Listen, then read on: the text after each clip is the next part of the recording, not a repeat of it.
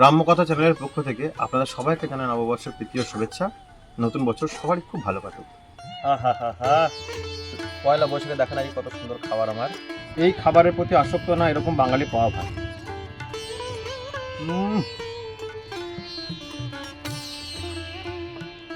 আহা,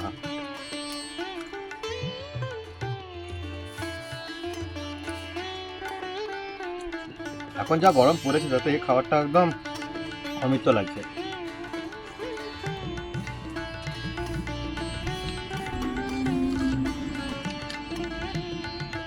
এই শুটকিটা যেটা আগে আলু ভাতে ব্যবহার করা হয়েছে এটা আমাদের বাড়িতে বানানো শুটকি, আগের বছরে।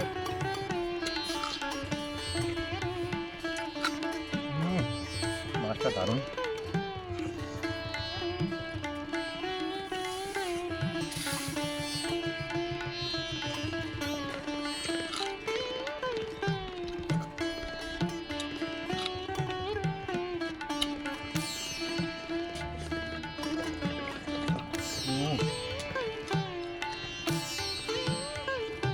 এই জলটা না খেলে পান্তা ভাত খাওয়ার তৃপ্তি পাওয়া যায় না।